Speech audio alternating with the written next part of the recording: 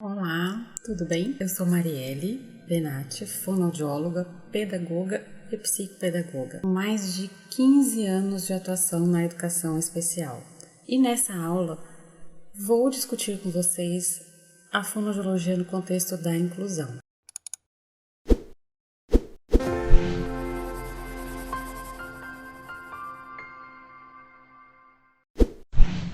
Na verdade, o meu papel aqui é de tentar fazer uma correlação entre a educação inclusiva, a educação especial e a fonoaudiologia. E tem alguns conceitos que eu considero importantes que vocês conheçam e tenham os conceitos com muita clareza na sua atuação. O primeiro deles é a diferença entre a educação inclusiva e a educação especial. No caso da inclusão, se pensa na inclusão de uma maneira mais geral, num contexto mais geral. Então, na inclusão se pensa na pessoa com deficiência, nas crianças que vivem em situações de risco, nas pessoas em condições de marginalização. Então, para todas essas pessoas são pensadas políticas afirmativas que proporcionem a sua inclusão. No caso da educação especial, ela é pensada para as pessoas com deficiência, que é a atual nomenclatura que nós utilizamos na nossa legislação. E qual é o processo, qual é o contexto dessa nossa educação especial no Brasil?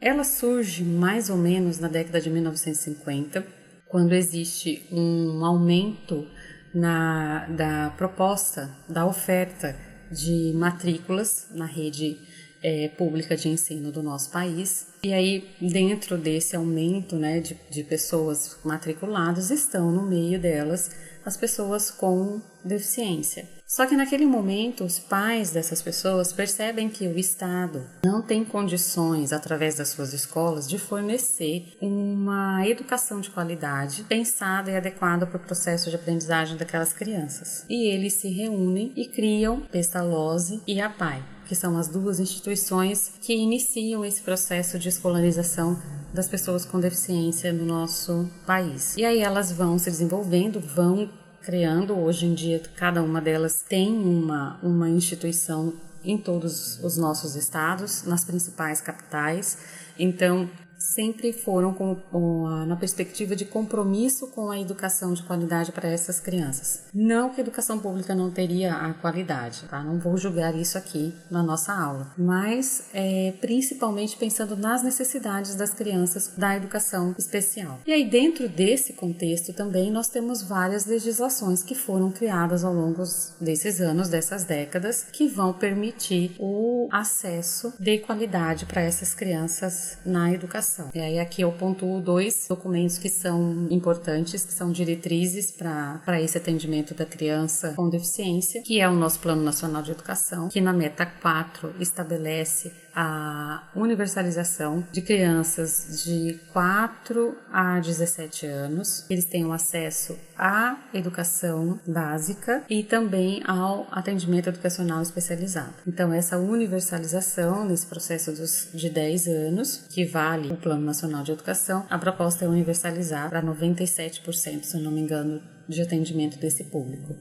E ofertando também o atendimento educacional especializado, que é uma diretriz da educação especial, que foi criada em 2008, que ele vem para complementar ou suplementar a educação do ensino regular.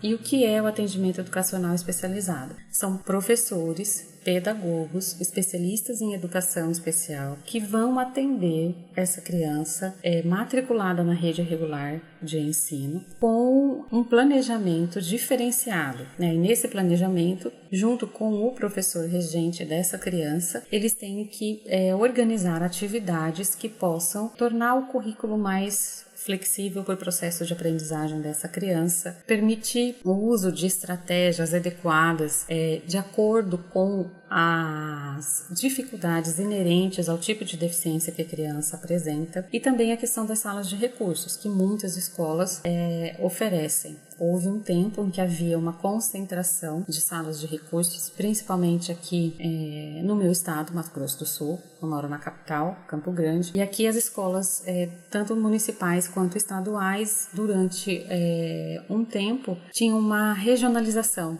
desse atendimento das salas de recursos multifuncionais, não havia em todas as escolas.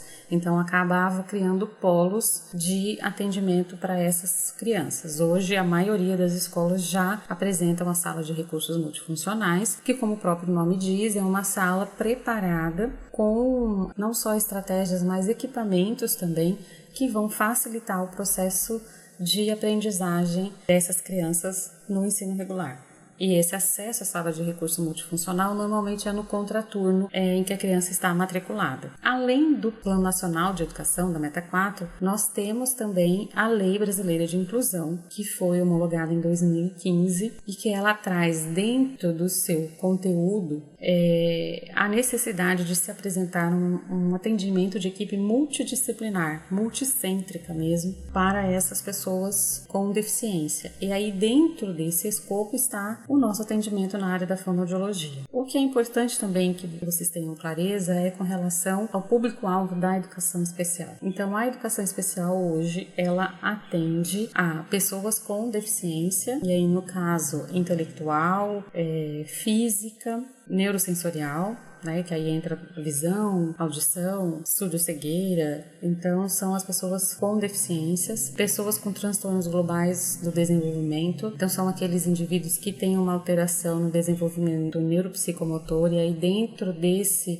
escopo está o TEA, o transtorno do espectro autista, e também aquelas pessoas com altas habilidades e superdotação. Então, esse é o público-alvo da educação especial hoje. Eles é que têm um atendimento diferenciado, principalmente nas escolas públicas, né, porque tem os centros de educação especial que são monitorados pelas secretarias através do departamento ou da coordenação de educação especial. Então eles têm esse acompanhamento mais de perto pelos profissionais com relação ao trabalho dos professores em sala de aula. Alguns casos, dependendo da avaliação que a secretaria faça, essa criança tem acesso a um professor de apoio. Aí no caso da surdez, ele tem um intérprete de Libras, para ser o mediador do processo de aprendizagem dele. Então essas são as principais características da nossa inclusão e especificamente da educação especial, pensando nessa inclusão da criança com deficiência. E aí, como que a fonoaudiologia pode atuar nesse campo, nesse processo? Dentro da educação especial, se a gente for pensar nos tipos de deficiência, a nossa atuação fica muito próxima da linguagem, alguns casos da própria disfagia, com alteração de deglutição, são casos de algumas deficiências, algumas síndromes que geram uma alteração na deglutição, e aí é o caso do atendimento fonoaudiológico. Algumas síndromes que têm alteração também vocal, e aí entra a questão de melhorar, aprimorar essa questão da comunicação da pessoa com deficiência. Mas aqui eu quero chamar mais a atenção para os casos de linguagem especificamente, que é muito comum de chegar para nós no consultório. Alteração de fala, por conta de alguma síndrome, alteração de leitura e escrita, que em alguns casos tem por conta da deficiência intelectual. Então, há um tempo atrás, o que era muito comum de se falar era da síndrome de Down, por conta da associação da deficiência intelectual. Então, muitos fonoaudiólogos tinham um campo de atuação nessa área, vinculado à síndrome de Down, por conta da deficiência intelectual. Não só isso, a questão da hipotonia dos órgãos fonoarticulatórios. Então, uma atuação mais clara e mais específica com relação a essa área. No caso da deficiência intelectual, que pode surgir com uma certa frequência no nosso consultório, e é uma criança que tem esse atendimento diferenciado na escola, eu acho que é importante a gente ter um olhar também para esse professor que trabalha com essa criança. A nossa tendência clínica é pensar no nível de limitação daquela criança por conta da deficiência intelectual. A gente faz protocolos de avaliação para pontuar aquilo que ela ainda não tem e o que ela precisa conquistar, E aí a gente às vezes fica muito focado nisso, mas tem que ter muito claro como é o processo de educação e o atendimento pedagógico que essa criança tem.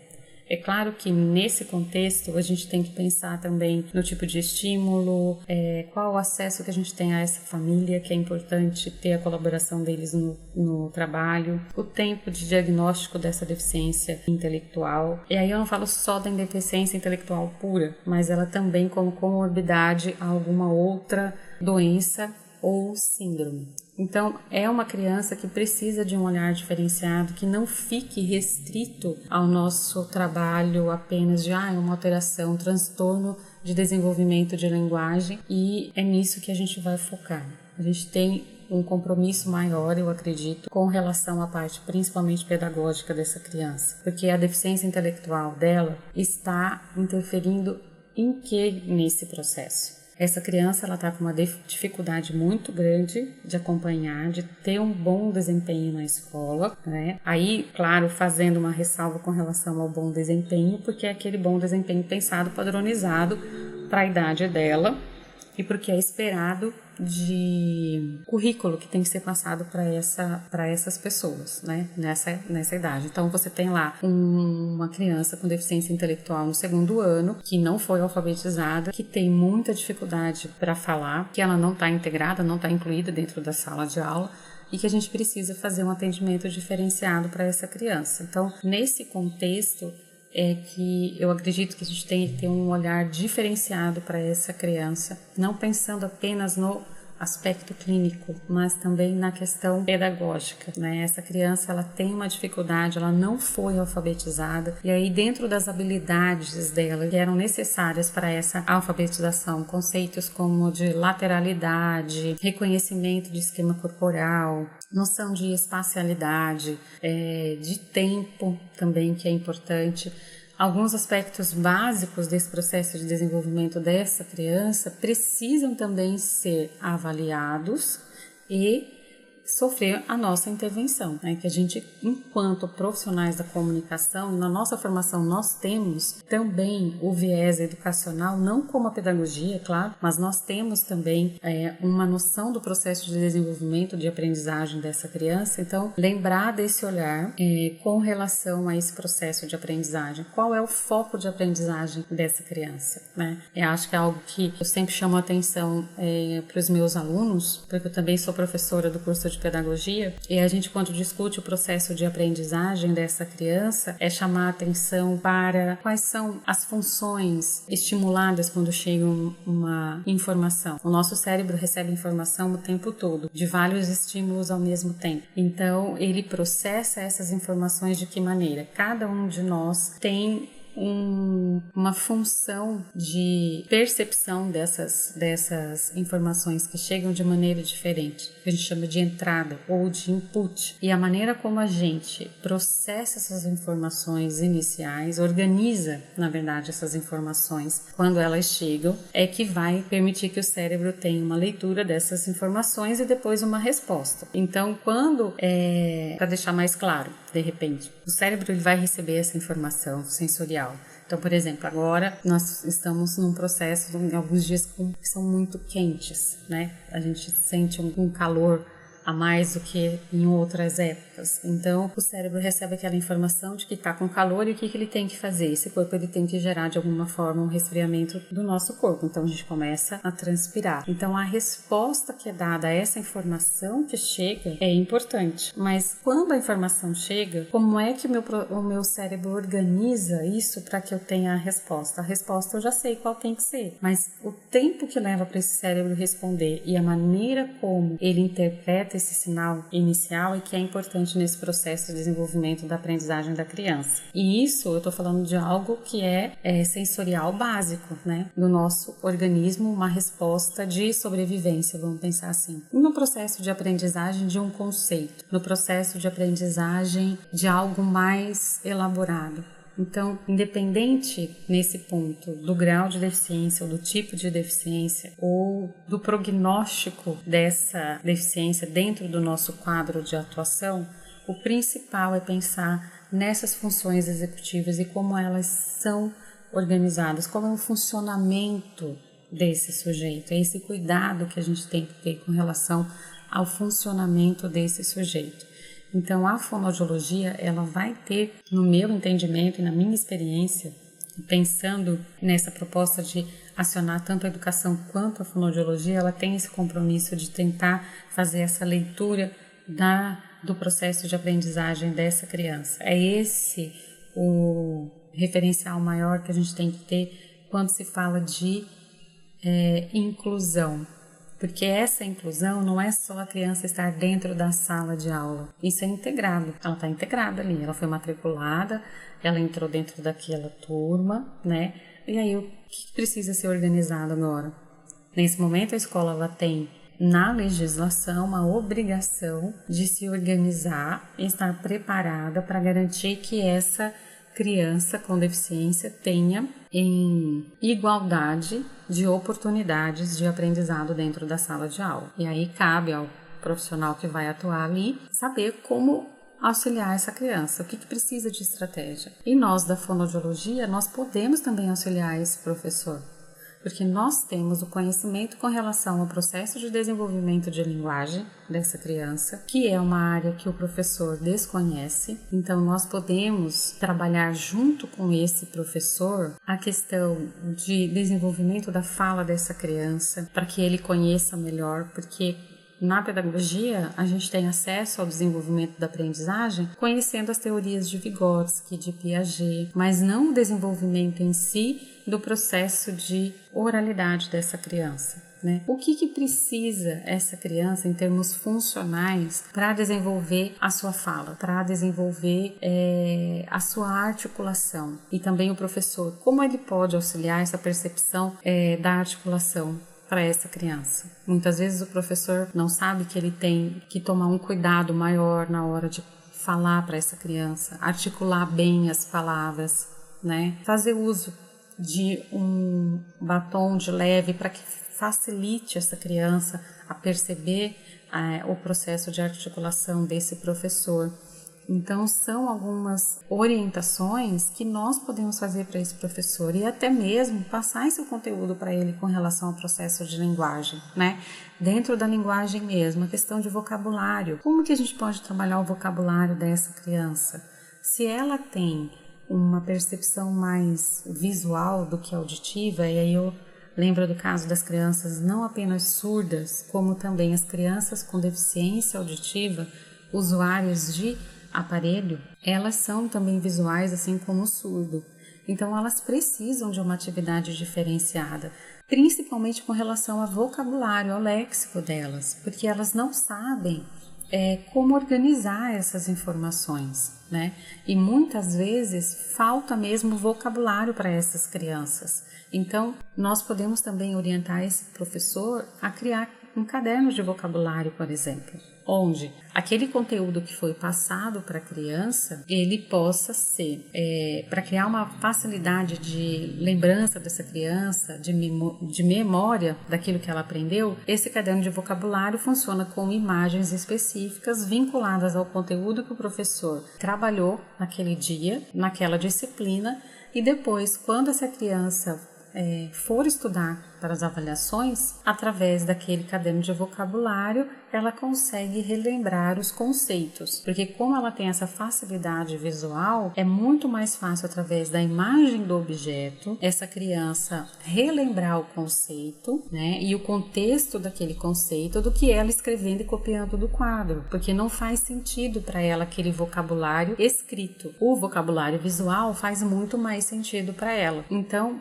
a gente pode também, mesmo sendo na prática clínica, e lembrando que nós temos a fonoaudiologia educacional também, que dá suporte e assessoria aos professores, nós podemos orientá-los a respeito desse processo de desenvolvimento da criança, dessa aprendizagem, como estimular. Que eu acho que hoje a grande dica nesse momento do processo de desenvolvimento para essas crianças é a gente trabalhar em conjunto com esses professores e mostrando as estratégias, porque por mais que a educação especial ela venha crescendo com relação às especializações, até porque, pelo menos aqui no meu estado, o professor para trabalhar tanto no município quanto na rede estadual de ensino tem que ter especialização em educação especial. Então essa formação ela é uma condição indispensável. Durante a formação eles têm uma noção generalista do que cada deficiência necessita, mas nós podemos, de uma maneira mais pontual, auxiliar esse professor com o processo de comunicação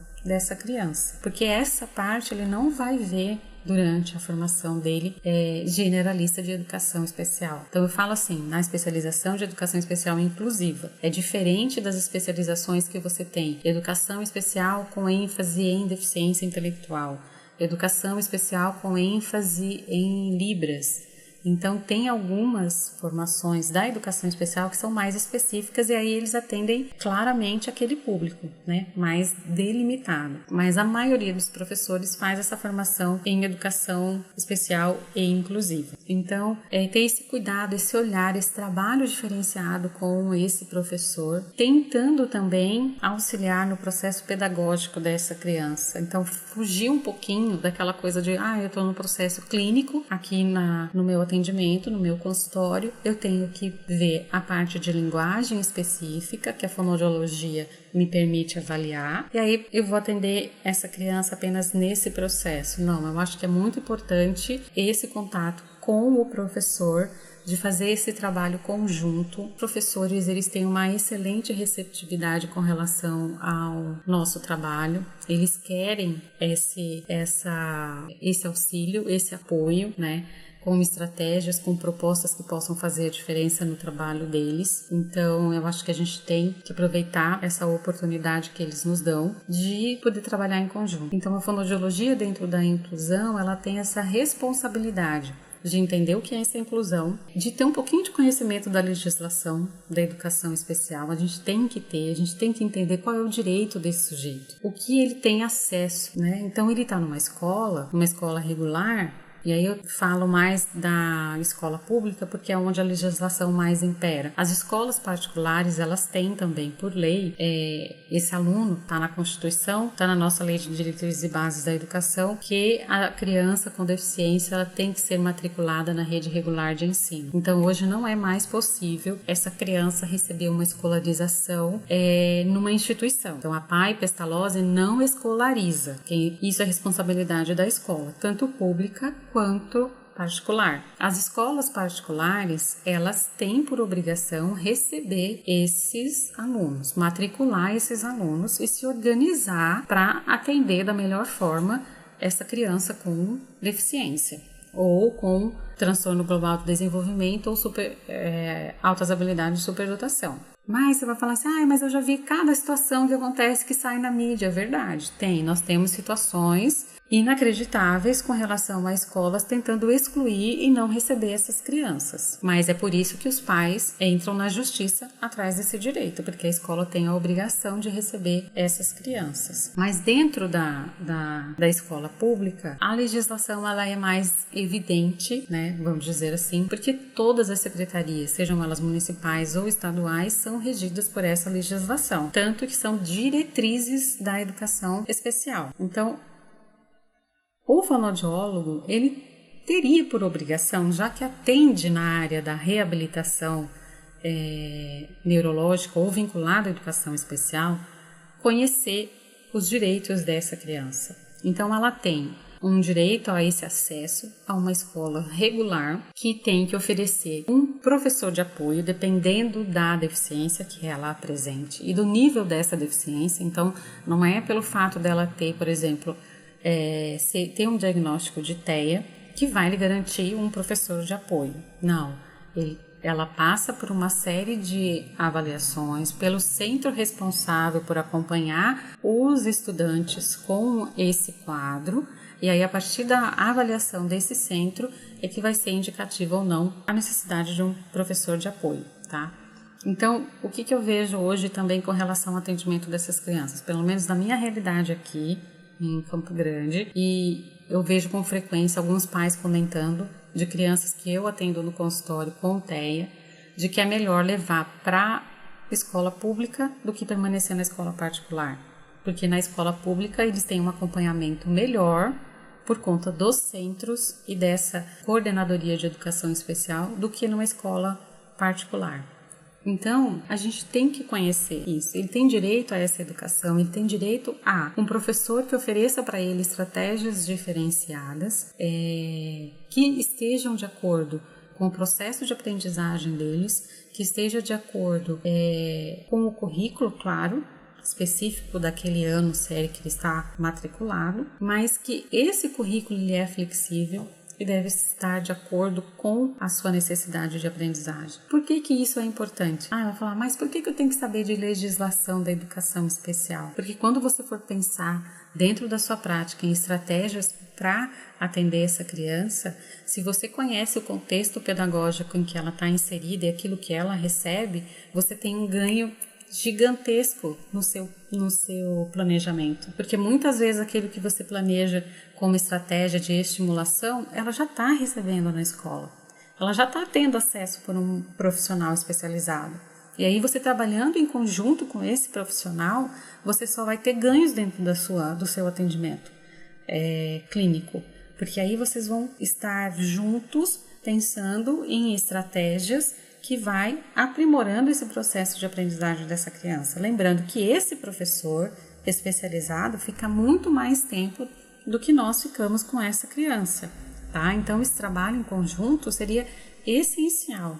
A gente conhecer esses detalhes da educação da pessoa com deficiência, eu considero de suma importância para o processo do nosso desenvolvimento, do nosso prognóstico e daquilo que a gente cria como estratégia. Então, a gente pode fazer um caminho diferenciado quando tem esse conhecimento com relação à legislação, ao processo educacional dessa criança. Quais são as necessidades que ela tem dentro daquele conteúdo? Você sabe o que é trabalhado no segundo ano, no terceiro ano, no primeiro ano? Como é trabalhado isso dentro da escola? A gente tem que ter contato com essa escola também que atende essa criança, independente dela ser particular ou da rede pública, né? É importante a gente fazer a visita na escola para que eles saibam que ele está sendo acompanhado, conhecer esse professor, procurar entender qual é a proposta daquela escola, daquela rede de ensino para aquela criança, o que ela permite que se faça ali na escola, de processos de adaptação para essa criança. Muitas vezes a escola, se até o momento não tinha um profissional da nossa área acompanhando uma outra criança, vai receber com muita vontade as dicas e orientações que a gente tem, porque a gente também tem condições de fazer algumas adaptações vinculadas a esse processo pedagógico dessa criança, porque nós não vamos alfabetizar, eu quero deixar claro isso. Não é questão de, eu vou alfabetizar ou então eu vou trabalhar como reforço escolar. Não é isso. Eu reforço que, ao conhecermos o processo de desenvolvimento dessa criança dentro da questão pedagógica, nós podemos ser muito mais pontuais no nosso trabalho fonoaudiológico. Então,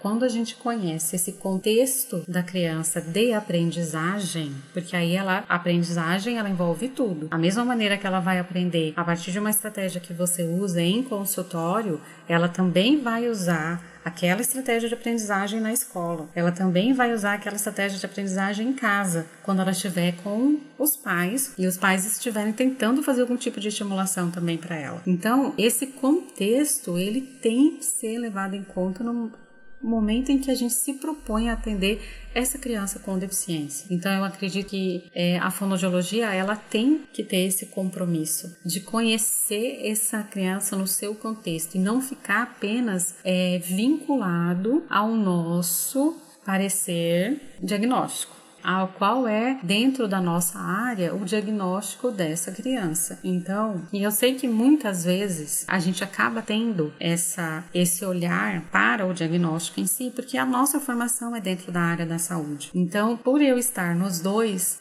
mundos, vamos dizer assim, da educação e da fonoaudiologia, eu vejo que na fonoaudiologia falta esse entendimento com relação ao processo educacional e dentro da pedagogia, esse conhecimento um pouquinho mais aprimorado da questão da linguagem.